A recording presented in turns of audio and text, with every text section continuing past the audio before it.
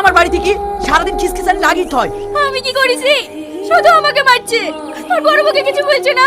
আজ 2 বছর হয়ে গেল বিয়ে হওয়া, তোর ভাই আমাকে কিছু দিয়েছে? বড় ওর বাপের বাড়িতে 5 বিঘে জমি পাবো, তাহলে তোকে মারবো না তো ওকে মারবো?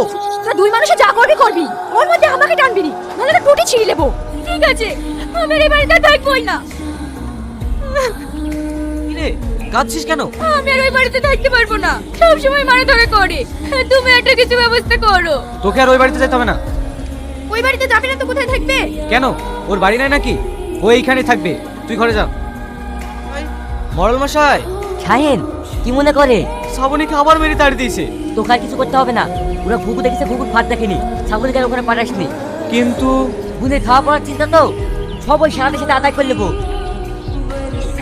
কোনো সকাল থেকে বাধা আছে, একটু চড়ি আসলে হয় না? রাত দিন শুধু বসে বসে কিনবে।